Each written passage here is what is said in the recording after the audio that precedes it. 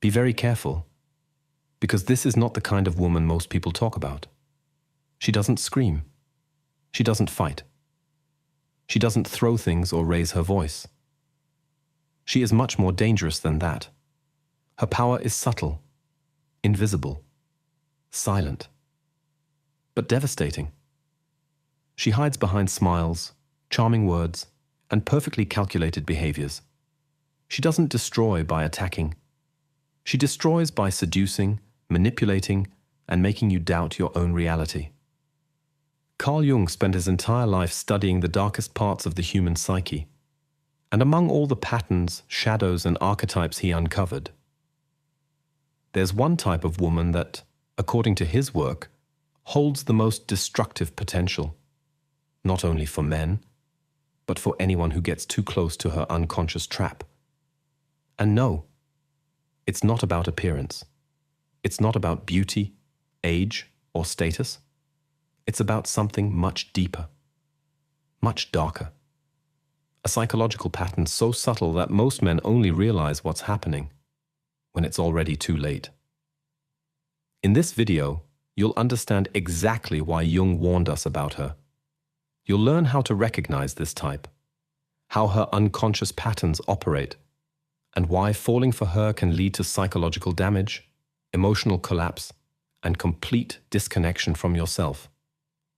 But if you understand this, you also protect your mind, your heart, and your entire life.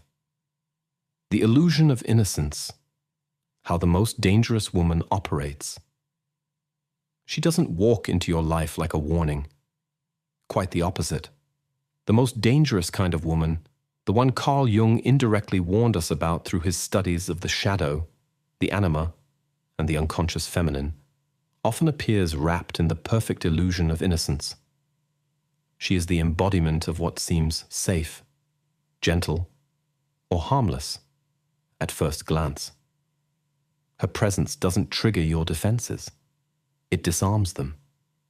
Not through aggression, but through subtle charm, calculated vulnerability, and an uncanny ability to reflect back exactly what you want to see. This is not about malice in the conventional sense. It's about a shadow so deeply unconscious that it becomes an automatic survival mechanism, a manipulative structure disguised as connection, affection, and care.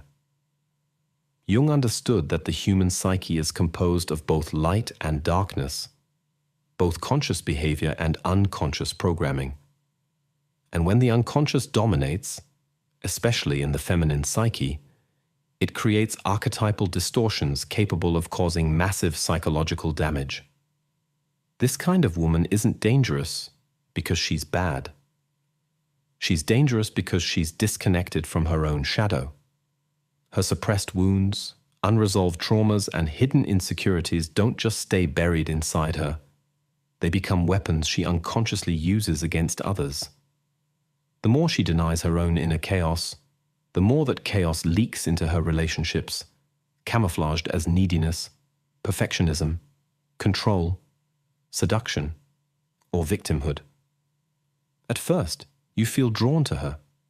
She mirrors your desires. She validates your identity. She reflects exactly the kind of woman you think you've been searching for. But slowly, and almost invisibly, the dynamic shifts. Without even realizing how or when, you begin to feel responsible for her emotions. You begin sacrificing your own needs to avoid upsetting her. You censor yourself, shrink yourself, shape yourself into whatever version keeps her happy, even though, deep down, you sense that her happiness is never fully real, never truly stable. And this is precisely where the danger lives. Her unconscious patterns don't seek harmony. They seek control through dependency, guilt, and confusion. She will never ask for this directly. Instead, it manifests in subtle emotional traps, silent treatments, passive aggression, exaggerated fragility, sudden shifts from closeness to coldness. She keeps you guessing, off balance, emotionally hooked on the idea that if you just do more, give more, or prove more, everything will finally feel right. But it never does. Because it's not about you. It never was. What Jung uncovered through his study of the shadow is that when the feminine psyche becomes possessed by unconscious energy, especially the negative form of the anima, it creates a psychic vortex. This vortex doesn't just pull in the woman herself. It pulls in anyone who gets too close. It feeds off validation, attention, and emotional labor from others because it cannot self-regulate. And the more you give, the more it demands. The more you try to fix, the more broken it appears. And the most tragic part? She may not even know she's doing it. The most dangerous woman isn't necessarily malicious. She's asleep inside her own psyche. Her behaviors are survival mechanisms wrapped in relational dynamics.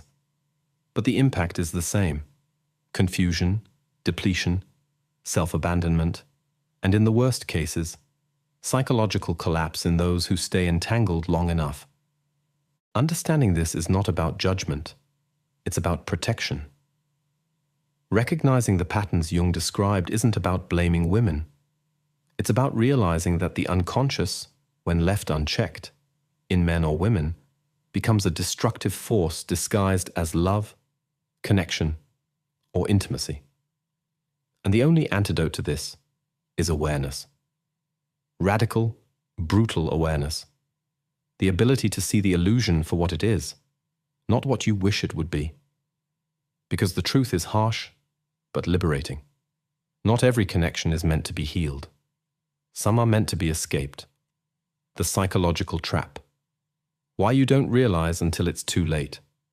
The most dangerous thing about this kind of woman is not her behavior itself. It's how invisible the trap is, until you are already deep inside it. Jung taught that the unconscious doesn't announce itself. It doesn't knock on your door and introduce itself as danger. It operates silently, subtly, beneath the surface of consciousness, weaving dynamics that feel like love, connection, destiny, but are, in truth, patterns of unresolved pain seeking validation, control, or emotional rescue. That's exactly why men who get caught in this psychological dynamic often don't realize what's happening for weeks, months, sometimes even years. It starts so beautifully, with admiration, attention, deep emotional exchanges, the illusion of being fully seen. This woman becomes the reflection of what your soul has been craving. She mirrors your strengths, amplifies your dreams, and subtly feeds your ego in a way that feels intoxicatingly safe. But slowly, the energy shifts. Her validation becomes conditional. Her moods become unpredictable. Her affection transforms into subtle emotional transactions, offered only when you comply, withheld when you assert boundaries. You begin doubting yourself. You second-guess your words, your tone, your choices. You find yourself thinking twice before speaking, afraid of triggering an invisible line you can't quite see but can always feel. This is not by accident. It's not intentional manipulation in most cases. It's the unconscious shadow running the show. And Jung's greatest warning was always this: until you make the unconscious conscious, it will rule your life, and you will call it fate. When you don't understand how this dynamic works, it feels like chaos. You think it's your fault. You believe if you could just be better, do more, or fix something, the tension would disappear. But the more you try, the deeper you fall. Because the game isn't meant to be won. It's meant to keep you hooked. And unless you know exactly how to spot these unconscious patterns, both in others and in yourself, you stay trapped in a cycle that drains your energy, clouds your thinking, and erodes your identity one compromise at a time. This is why developing inner clarity is not optional. It's survival. And that's exactly why I created the SIM method, a 5-minute daily practice to clear mental chaos, integrate your shadow, and protect your mind from exactly these dynamics. The link is waiting for you in the pinned comment below. Because the truth is simple. Without clarity, the unconscious always wins. The hidden archetype, the dark feminine shadow. Carl Jung dedicated much of his life to exploring the unconscious, and within that realm, one of the most powerful forces is the archetype of the feminine. But what most people fail to understand is that archetypes are not inherently good or bad. They are neutral patterns of energy. It is only when these patterns become distorted, repressed, or split off from consciousness that they manifest as destructive forces. And among them, few are as dangerous as the unintegrated dark feminine shadow. This archetype has been portrayed in myths and stories for thousands of years. The seductress, the enchantress, the manipulative queen, the fragile victim, the woman who uses not her body, but her emotional intelligence, charm, and psychological influence to control, confuse, and consume. But this isn't just mythology. It's a very real psychological pattern, one that Jung saw again and again in his patients and in the fabric of society. The dark feminine shadow operates through polarity, seduction followed by withdrawal, affection followed by punishment, vulnerability followed by cold indifference. She doesn't dominate with force. She dominates with confusion. Her power isn't in what she says directly, but in what she implies, in what she withholds, in how she keeps others walking on eggshells, perpetually adjusting, questioning themselves, trying to decode her moods, her silence, her sudden shifts in affection. What makes this dynamic particularly dangerous is that it disguises itself as love, as connection, as chemistry. And most men mistake this emotional instability for passion. They believe the highs and lows are signs of deep attraction, of some cosmic bond. But in reality, what they are experiencing is the nervous system reacting to unpredictability, the same biochemical roller coaster that addiction is built on. This is why the most dangerous woman feels unforgettable, irresistible. You feel like you're under a spell woven by her unconscious shadow, and worse, by your own. Because here's the harsh truth Jung understood better than anyone. You are not just a victim of her shadow. You are a participant in the dance. The reason you're pulled in is because there's something inside you that responds to it. Something unresolved, something unintegrated. Maybe it's your own lack of boundaries. Maybe it's your unhealed need for validation. Maybe it's your unconscious desire to rescue, to be needed, to be the savior, or to finally win the affection of someone who feels just out of reach. The dark feminine shadow doesn't create wounds. She reveals them. And this is why the impact is so devastating, because it forces you to confront not just her unconscious patterns, but your own. The parts of you that tolerated it, the parts that ignored the red flags, the parts that confused being chosen with being valued, the parts that confused anxiety with chemistry. When you begin to see this archetype for what it really is, not a person, but a psychological pattern, everything changes. The spell begins to break. You stop personalizing her behavior. You stop negotiating with chaos. You stop trying to earn what was never yours to win. Because the moment you name the shadow, it loses its power.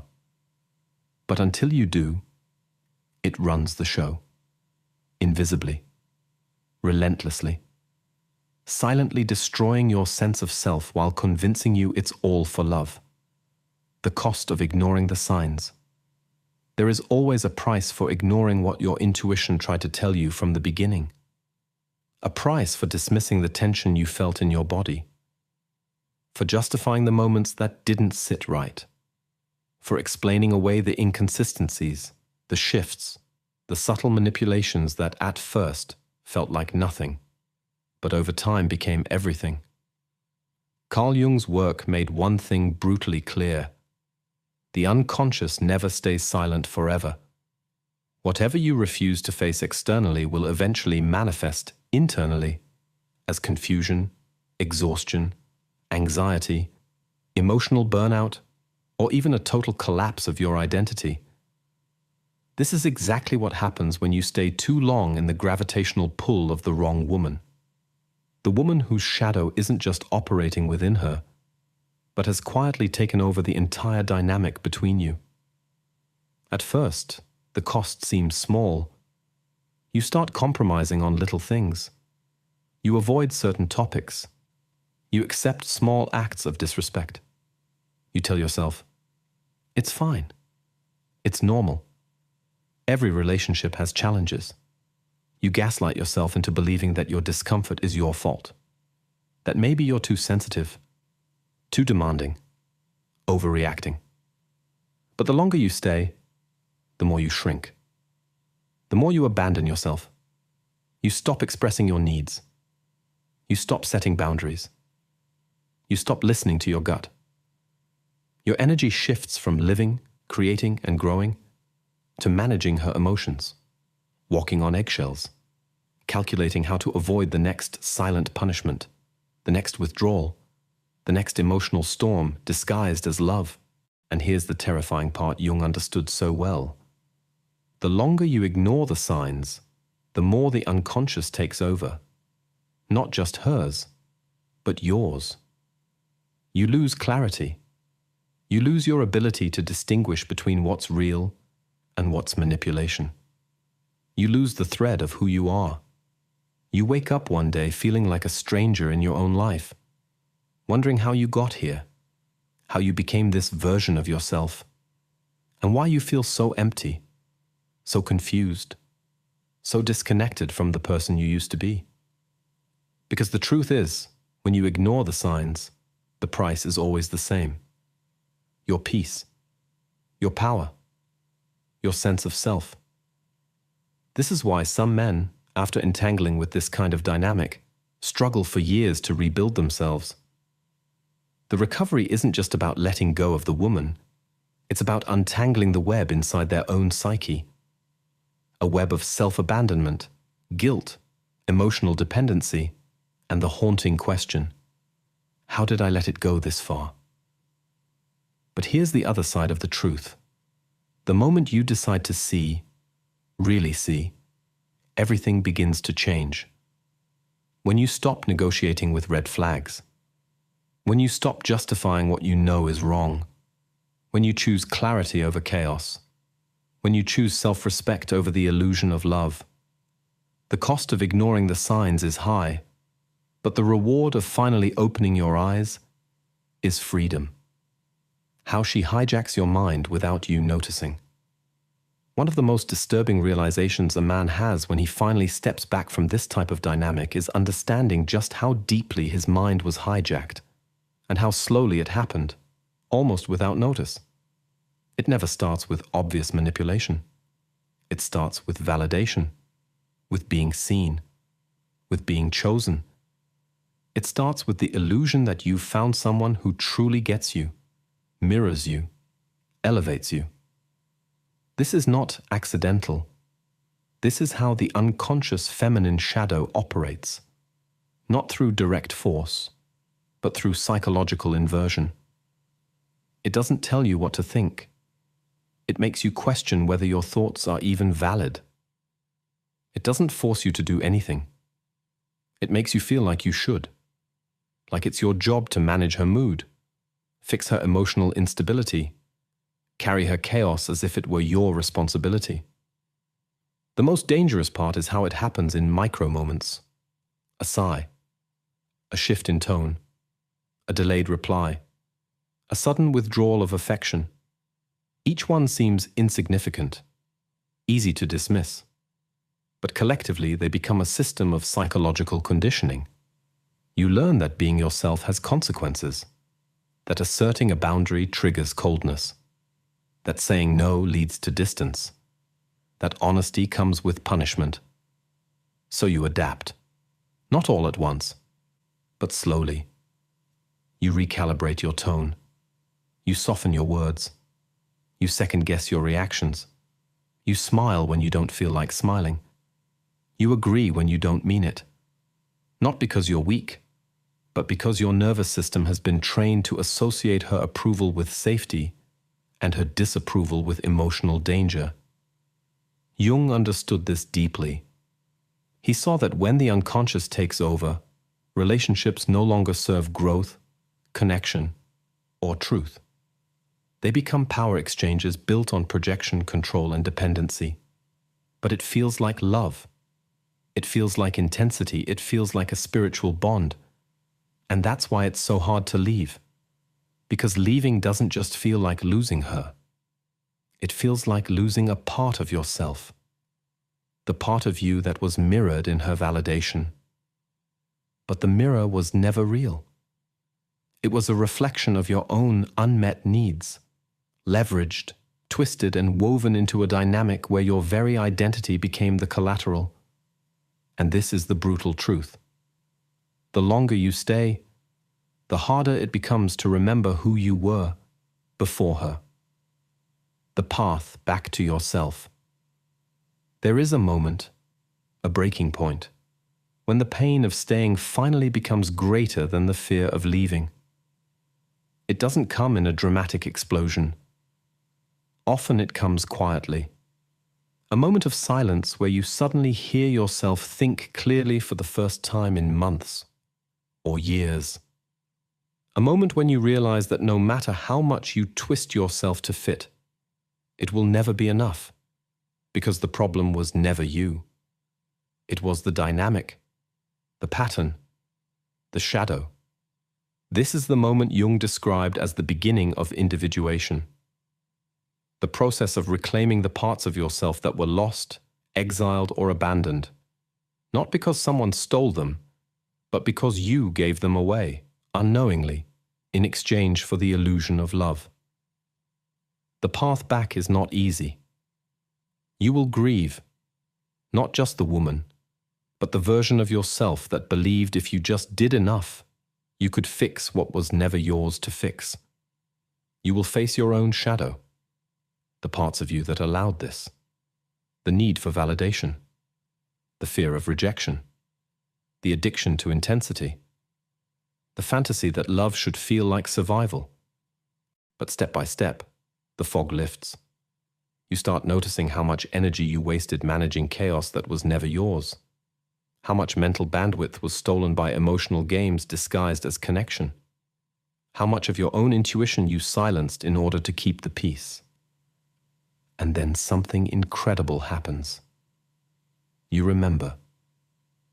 You remember who you were before the confusion, before the shrinking, before the compromises that cut pieces out of your own soul.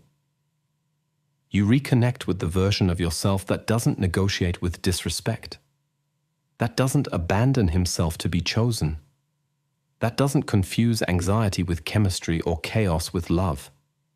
This is not just healing. This is rebirth. A rebirth into sovereignty, into clarity, into a life where your nervous system is no longer held hostage by someone else's instability, where your peace is no longer contingent on managing someone else's chaos.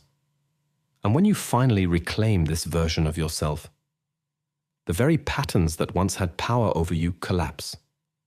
They lose their grip. The spell breaks. And you realize the truth that was waiting for you all along. You were never here to lose yourself. You were always here to come back home, to yourself. If there's one truth you must take from this, it's this. The most dangerous woman is never the one who shows her danger openly. It's the one who hides it beneath charm, sweetness, softness, beneath everything society taught you to believe is harmless, desirable, and safe. She's the one whose shadow is invisible not just to you, but often to herself. And that's precisely what makes her so powerful. She doesn't destroy with rage. She destroys with withdrawal, with silence, with confusion, with the subtle emotional weapons that don't leave bruises on your skin, but fractures in your mind. She makes you doubt yourself, shrink yourself, question your own reality, and abandon your intuition in exchange for fleeting moments of her approval. Moments that feel like oxygen when you're drowning, and like poison when you realize how much of yourself you've lost trying to earn them. Carl Jung's warning wasn't just about this woman. It was about you. About how easily you fall into the gravitational pull of your own unconscious. About how effortlessly your unhealed wounds, unmet needs, and unresolved patterns can seduce you into believing that chaos is love, that instability is passion, that being chosen, even conditionally, is the same as being valued. It never was, and it never will be. Because the truth is, the most dangerous woman can only hijack the man who hasn't yet learned to fully inhabit himself. The man who still seeks validation externally. The man who hasn't yet made peace with his own shadow. Who hasn't yet integrated the parts of himself that once believed love must be earned, boundaries must be negotiated, and peace must be sacrificed to avoid abandonment. The moment you understand this, truly, viscerally, irreversibly, the game ends. Not because she changes, but because you do. You no longer play. You no longer negotiate with chaos. You no longer confuse unpredictability with passion. You no longer abandon yourself to be chosen. And that is the ultimate freedom. The freedom Jung devoted his life to teaching. The freedom that comes when the unconscious no longer runs your life from the shadows. When you see the pattern, name the pattern, and walk away from the pattern. You stop chasing women whose love feels like survival. You stop collapsing into dynamics where being chosen costs you your dignity. You stop confusing intensity with intimacy. And you remember, sometimes for the first time in your life, that the love you were starving for out there was never out there. It was always yours. It was always waiting for you to stop abandoning yourself. The most dangerous woman only has power over the man who has not yet become sovereign in himself. And the day you become that man is the day the spell breaks forever.